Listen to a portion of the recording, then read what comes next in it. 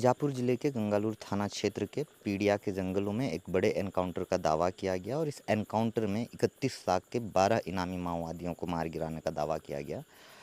मुझको लगा खबर बड़ी है, क्यों ना इस खबर की तस्दीक की जाए, क्यों ना इस खबर की ग्राउंड रिपोर्टिंग की जाए और ग्राउंड की जो वास्तविकता है और जो सच्चाई है, जो सच्ची तस्वीरें हैं आप तक पहुंचाई जाएं। तो उसी की रिपोर्टिंग के लिए मैं पीडिया गांव पहुंचा हुआ हूं और जब यहां पहुंचा तो यहाँ जो कुछ मैं देख पा रहा हूँ, जो कुछ मैं समझ पा रहा हूँ, जिसे मुझे समझाने की ज़रूरत लग रही है, मैं उस पे ये रिपोर्ट तैयार कर रहा हूँ। नमस्कार, मैं मुकेश चंद्राकर हूँ और आप बस्तर जंक्शन देखना शुरू कर चुके हैं। दरअसल 10 मई 2024 को दंतेवाड़ा और बीजापुर के सरहदी इलाके में बसे पीडिया गांव में एक बड़े एनकाउंटर का दावा किया गया। इसमें 2 महिला माओवादी समेत 12 माओवादियों को मार गिराने का दावा पुलिस के द्वारा किया गया। इस एनकाउंटर में 3 जिले के करीब 1200 जवान शामिल रहे और चूंकि खबर बड़ी रही तो मैं ग्राउंड रिपोर्टिंग करने के लिए पीडिया गांव पहुंचा। शाम करीब 7 बजे के आसपास पीडिया गांव पहुंचने के बाद अभी रात के करीब 12 बज रहे हैं और अभी भी जो है हम जो पत्रकार साथी आए हुए हैं, करीब 19 पत्रकार दंतेवाड़ा, सुकमा, बीजापुर से इस जगह पे ग्राउंड रिपोर्टिंग करने के लिए आए हैं। अभी रात के 12 बज रहे हैं और अब तक जो है हमारे लिए खाने का बंदोबस्त चल रहा है, तैयारी चल रही है।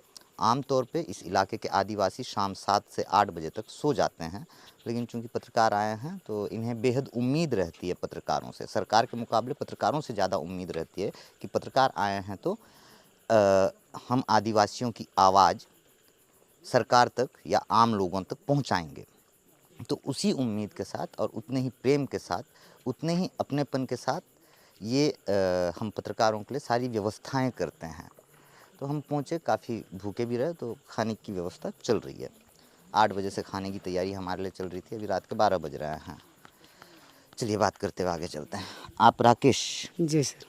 राकेश औलम ना? जी राकेश जी औलम ना? जी सर। हाँ, राकेश पीडिया गांव के ही निवासी हैं और राकेश के भाई के दाएं पैर पे इस एनकाउंटर में 3 गोलियां लगी हैं और इसमें इनके भाई ज़ख्मी हुए हैं और इनके भाई को अभी तक किसी तरह का कोई इलाज नहीं मिल पाया है। करीब 24 घंटे बीतने को आ गया है, लेकिन किसी तरह का कोई इलाज नहीं मिल पाया। राकेश से मैंने पिछली रिपोर्ट में बात की थी।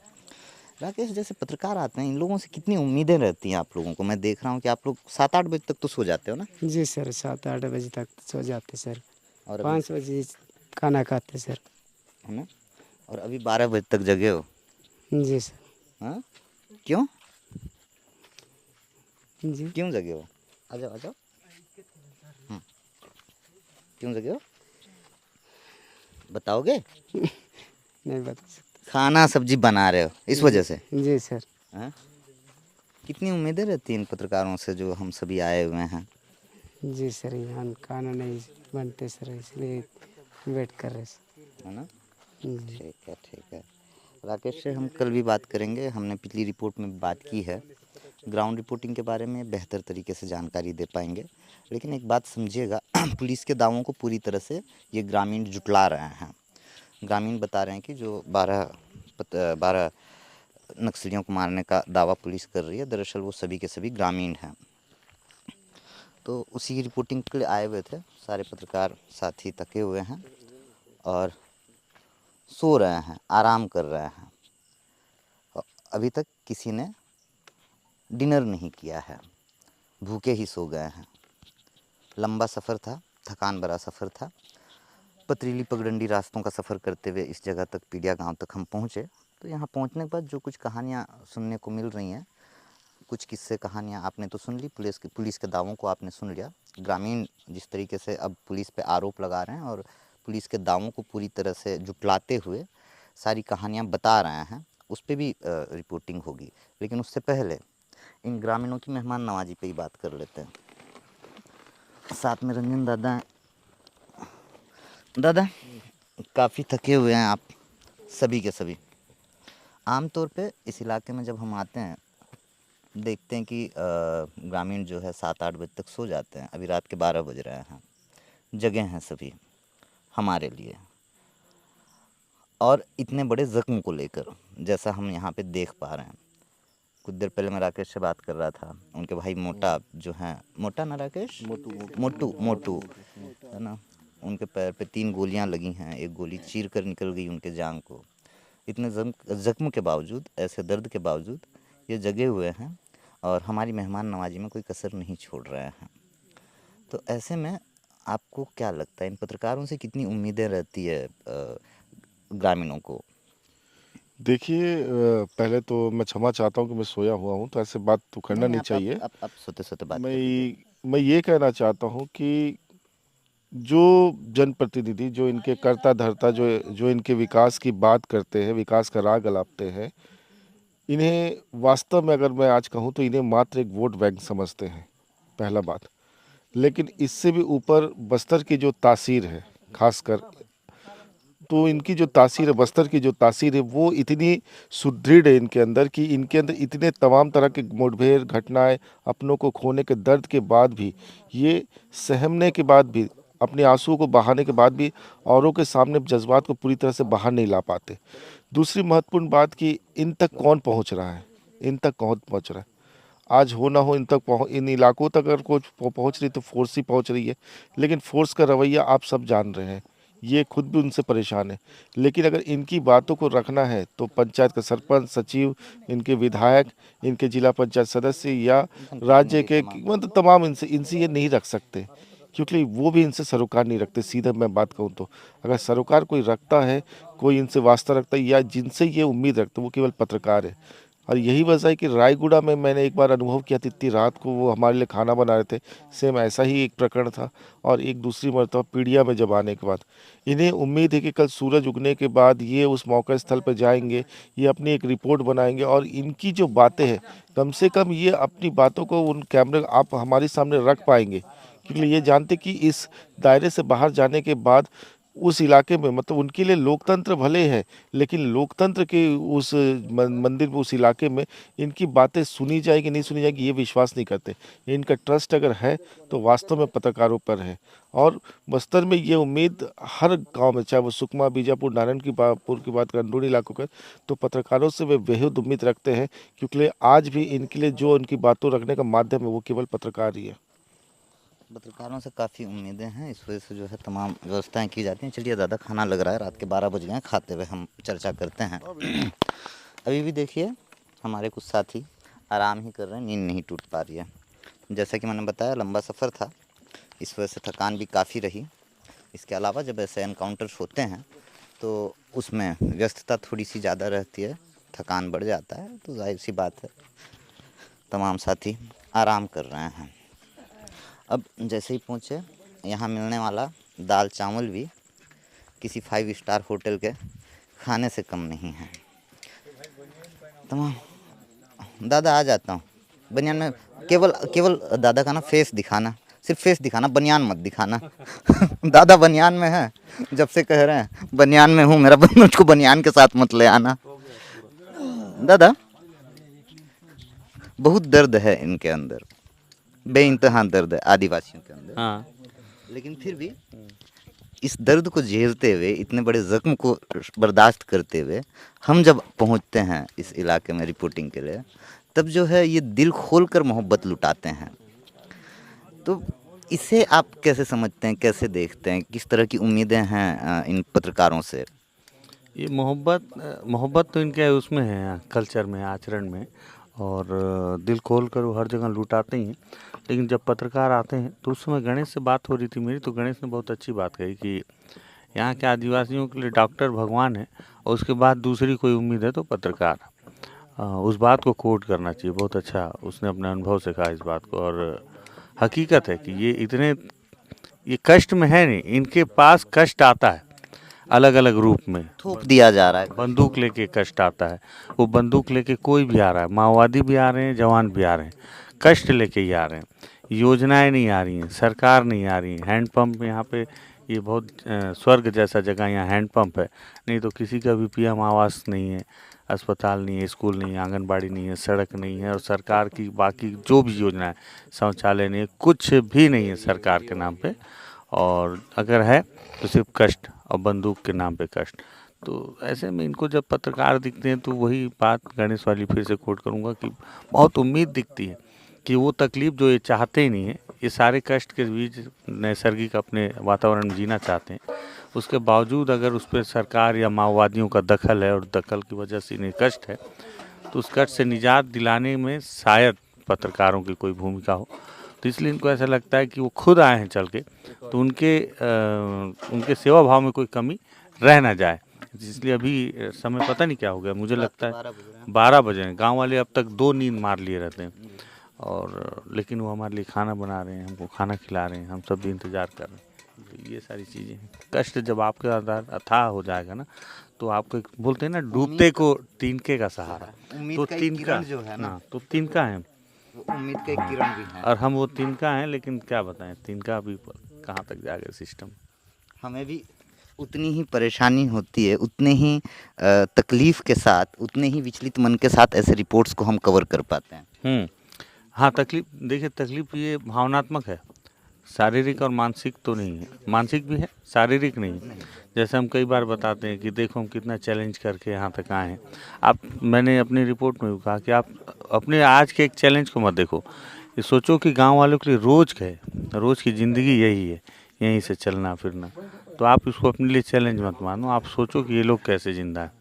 आप तो एक ही दिन में परेशान हो गए। तकलीफ़ ये है कि जब आपको लगता है कि सारी चीज़ें आप दोनों दुनिया देख रहे हैं, आप उस सरकार से मिल के आते हैं, आप इस इलाके में लोगों को देखते हैं, और लोग बोलते हैं कि माओवादियों की वजह से। एक बहुत अच्छी बात एक बार हुई थी, सुकमा ज़िले में एक नदी है जहाँ पे लोग बर्तन में बच्चों को बैठाकर बारिश के समय पार करते हैं। सरकार ने कहा कि माओवादी पुल नहीं बनने दे रहे। मैंने जब इस बात को कोर्ट कहा तो किसी एक माओवादी लीडर ने मुझ तक ये संदेश भिजवाया था कि बस्तर में हमारा इतिहास तो 80 के बाद से है। क्या उसके पहले यहाँ लोग नहीं रहते थे? क्या उसके पहले सरकार की औकात नहीं थी पुल बनाने देश की? भी आज़ाद हो चुका था। देश 47 में आज़ाद हो गया, तो 47 से 80 तक के यहाँ लोग नहीं रहते थे। तब क्या उनको पुल की आवश्यकता नहीं होती थी? क्या बारिश नहीं होती थी? क्या नाले नहीं थे? क्या नदी नहीं थे? आज आप हमारा नाम लेकर व्यवस्थाओं को बनने नहीं दे रहे। आज नहीं बनने दे रहे क्योंकि आज भी आप अगर व्यवस्था बनाएंगे भी तो गांव वालों के लिए नहीं, गांव वालों के नाम पे अपने लिए करेंगे। अब जैसे एक वर्ग, एक बड़ा तबका, बुद्धिजीवी वर्ग भी एक सवाल करता है कि ये जो कैंप स्थापित किए जा रहे हैं, सड़क निर्माण कार्य हो रहा है, दरअसल इस इलाके में जो खनिज संपदा है इसके दोहन के लिए की जा रही हैं। तो ये जो चिंता है, ये मुझको भी थोड़ी वाजिब चिंता लगती है, अगर मेरा अपनी पर्सनल ओपिनियन ली जाए तो। क्योंकि जिस इलाके में हम हैं, इस इलाके में भी प्रचुर मात्रा में आयरन ऑर पाया जाता है, जो एशिया का उच्च क्वालिटी का आयरन ऑर है, जिससे करोड़ों अरबों रुपयों का सरकार को आमदनी होती है। लेकिन यहाँ हम देख रहे हैं, जैसे आपको कुछ देर पहले बता रहा था, पानी तक की व्यवस्था नहीं है, स्वास्थ्य और शिक्षा तो बहुत दूर की बात है, पीने की साफ पानी भी नहीं मिल रही है। तो आपको क्या लगता है, क्या वास्तव में जब इस इलाके में सड़कें बन जाएंगी और भौतिक विकास पहुँचेगा, तो विनाश भी निश्चित है पहुँचेगा इस इलाके में, और इन आदिवासियों का भी विनाश? ये सवाल का आपके पास जवाब है, आप उस जवाब को ढूंढने के लिए कोरबा चले जाइए। मैं भी कोरबा से होकर आया हूँ कुछ दिन पहले। एक कोरबा में कई कोरबा हैं। एक बड़े लोगों का कोरबा अलग है और छोटे लोगों का कोरबा अलग है। एक कोरबा बहुत खूबसूरत है और एक कोरबा काला और सिर्फ काला है। तो आप जाके देख लीजिए। आप झारखंड में चले जाइए जहाँ कोल की फैक्ट्री हैं, खदानें, जिस इलाके में भी आप खदान है, आप किसी भी खदान में चले जाइए, वो खदान कभी खेत में हुआ करते थे, फसलें लहलहाती थी, अब बीमारियाँ लहलहा रही हैं, वहाँ पे बह रही हैं बीमारियाँ, लोग वही हैं। आप उसे भविष्य देख लीजिए, अगर बस्तर में खदानें होंगी तो वही होगा। हवा में भी बह रहा, पानी में भी बह रहा, बीमारी बहेंगी। और अगर आप इसमें बात करेंगे तो आप विकास विरोधी हैं। हाँ, विकास पे इतनी बात होती है कि मुझे कभी अपने नाम से राष्ट्र नफरत, विरोधी। और मुझे मैं अपने नाम से नफरत होने लगती है कि मेरा नाम भी विकास है। चलिए, आप भोजन कर लीजिए दादा। बम बंदूक बारूद पहुंच चुका है इस इलाके में। अच्छा, बम बंदूक बारूद आपराधिक मसला है जो नहीं पहुंचना चाहिए, लेकिन यहाँ पे पानी, शिक्षा, स्वास्थ्य ऐसी चीज़ें नहीं पहुंच पा रही हैं। यही तो विडंबना है हमारे यहाँ। जनप्रतिनिधि जरूर चुनाव के दरमियान बड़े बड़े वादे करते हैं, बुनियादी सुविधाओं को पहुंचाने की बात कही जाती है, लेकिन आज़ादी के 75 साल के बाद भी इन इलाकों में ना सड़क पहुंच पाया, ना पानी है, ना पुलिया है। और इन आदिवासियों का आज भी लोकतंत्र पर आज भी भरोसा है। ये बाकायदा आज भी वोट डालने जाते हैं। सरकार के जो भी वादे होते हैं, जो नेताओं के जो वादे होते हैं उन पे भरोसा करते हैं, अपनी जिम्मेदारी बराबर निभाते हैं। लेकिन सरकार इनकी जो मांगे हैं उसको एक बार सत्ता में आने के बाद, सरकार बनने के बाद भूल जाते हैं। आप देख सकते हैं आज हम पीड़िया गांव में हैं और रात के 12 बजे इन आदिवासियों के बीच में बैठकर हम दाल चावल खा रहे हैं। और इस दरमियान आदिवासियों ने जो हमारे लिए जो सेवा सत्कार किया है, जो मेहमान नवाजी की है, तो आप समझ सकते हैं कि आदिवासी कितने भोले हैं यहाँ के। और इनके नाम पर राजनीति जरूर हो रही है और जो इनके नाम पे सरकारें बन रही हैं, गिर रही हैं, सही बोल रहे हैं। और अमीर धरती के ये गरीब आदिवासी हैं, जबकि ये इनका हक है। आदिवासियों का इस पे हक है, इनका अधिकार है। बट जितने जो नेता हैं इनके अधिकार और हक की बात करते हैं, लेकिन इनके जो अधिकार है उनको मुहैया नहीं करा पाते हैं। तो ये बड़ी विडम्बना है हमारे। उलट इन पे उतना ही अत्याचार भी हो रहा है। जी बिल्कुल हो रहा है, अत्याचार हो रहा है। और जिस तरह से शांति बहाली की जो व्यवस्था, जो दावे किए जा रहे हैं, तो पुलिस और माओवादियों के बीच में जो पिछले 4 दशक से जो लड़ाई लड़ी जा रही है बस्तर में, उसमें नुकसान केवल और केवल आदिवासियों का ही हो रहा है। चाहे वो पुलिस की तरफ से हो, चाहे वो माओवादियों की तरफ से, इन दोनों के बीच में आदिवासी मर रहे हैं। इसके अलावा ग्रामीण भी मारे जा रहे हैं। आज भी जो दावे किए जा रहे हैं उसकी सच्चाई आपको भी पता है, मुझे पता है। ग्रामीण जिस तरह से बता रहे हैं कि जो 12 जो आदिवासी मारे गए हैं, जिसे नक्सलियों का नाम दिया जा रहा है, वो स्थानीय ग्रामीण है। उनका माओवादी संगठन से कोई लेना देना नहीं है। पुलिस और सरकार, नक्सली और सरकार दोनों के ही केंद्र में इन्हीं आदिवासियों का हित निहित है, लेकिन लगातार इन्हीं का अहित हो रहा है। दादा कुछ कह रहे थे आप? कुछ नहीं, मैं बता रहा था जब खाने पे बात हो रही थी, सलीम भैया बता रहे हैं, तो मैं बताऊँ एक खास बात, थोड़ा सा इस पर दिखा दो कि दाल हमको लग रहा है ये जो बरबट्टी जो सब्जी होती है ना, उसका बीज ना, मूंग नहीं, बरबट्टी का बीज है, उसकी दाल है। तो मैं पहली बार खा रहा हूँ, अपने आप में यूनिक है।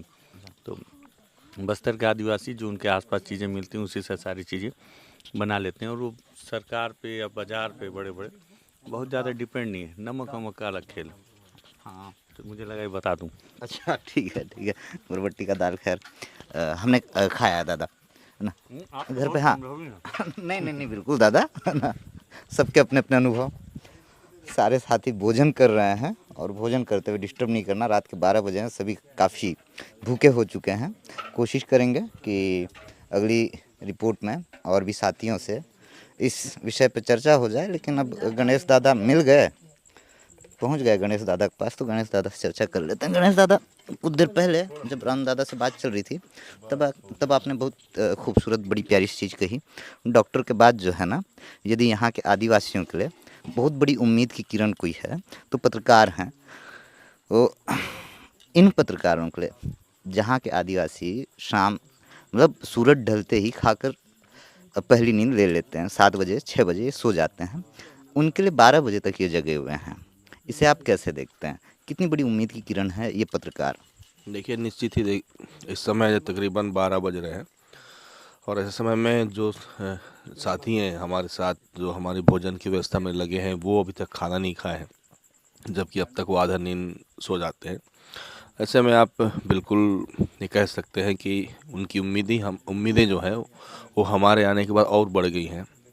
जिस तरह पुलिस के दावे हैं कि उन्होंने 12 माओवादियों को मार दिया है, परंतु जब हम यहाँ गांव पहुँचे थे, यहाँ कुछ कहानियाँ और निकल कर आ रही हैं। और जब हम कल फील्ड पे जाएंगे, उसके बाद जो देखेंगे, जो खबरें निकल कर आएंगी, और उन खबरों से अगर जो नक्सली मारे गए उनकी बात तो नहीं करेंगे, लेकिन नक्सली इस मुठभेड़ के नाम पर अगर ग्रामीणों की मौत हुई है तो कहीं ना कहीं ये मामला जो है जांच का विषय तो होगा। बिल्कुल जांच का विषय है।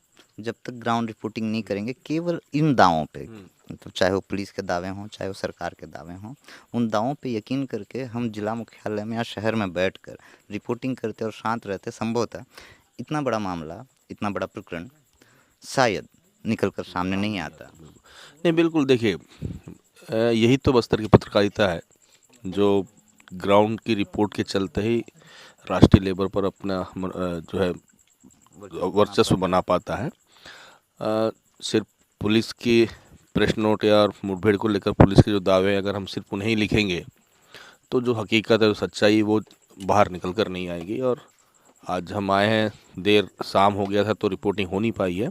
कल फील्ड पर जाएंगे, देखेंगे, ग्रामीणों से मिलेंगे, मुलाकात करेंगे, उनसे जो बातें निकल कर आएगी उन बातों को भी हम प्रशासन तक पहुंचाएंगे, तब जाकर के इस मुठभेड़ की जो पूरी सच्चाई है वो बाहर निकल कर आएगी। निश्चित तौर पर दादा भोजन कर लीजिए, काफ़ी रात हो गया। बाकी साथियों से हम कोशिश करेंगे कि अगली रिपोर्ट में चर्चा हो अलग अलग मुद्दों पे, अलग अलग विषय पे। रात काफ़ी हो गई, हमें भी काफ़ी भूख लगी है। मैं बस ये बताना चाह रहा था, ये दिखाना चाह रहा था कि इस इलाके में जब हम रिपोर्टिंग करने आते हैं तो यहाँ के आदिवासियों के लिए कितनी बड़ी उम्मीद की किरण है हम। जैसे कुछ देर पहले राम दादा भी कह रहे थे कि भैया डूबते को तिनके का सहारा होता है, तो वो तिनका हम बनने की कोशिश करते हैं। जब यहाँ रिपोर्टिंग करना है तो काफ़ी सारी कहानियाँ निकल कर बाहर आई हैं। पुलिस के दावों के बिल्कुल उलट ये कहानियाँ हैं, पुलिस के दावों को पूरी तरह जुटलाते हुए ये कहानियाँ हैं। सच्चाई है जो कुछ प्रमाण के साथ, कुछ तथ्यों के साथ, कुछ तर्कों के साथ यहाँ के आदिवासी हमें बता रहे हैं। उन रिपोर्ट्स को भी आपको दिखाएंगे, बताएंगे।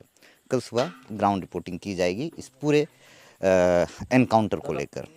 आप उसे ज़रूर देखिएगा, समझिएगा कि नक्सल उन्मूलन के नाम पे किस तरह से इन आदिवासियों पे लगातार अत्याचार या फिर इनका शोषण या फिर इन पे लगातार अन्याय हो रहा है और ये अन्याय जारी है। बहरहाल आज के मेरे इस रिपोर्ट में इतना ही। अगर आपको ये चर्चा, ये बातचीत अच्छी लगी हो तो इस रिपोर्ट को साझा ज़रूर कीजिएगा। इसके अलावा बस्तर जंक्शन पे नए हैं तो हमारे चैनल को सब्सक्राइब ज़रूर कर लीजिएगा। धन्यवाद।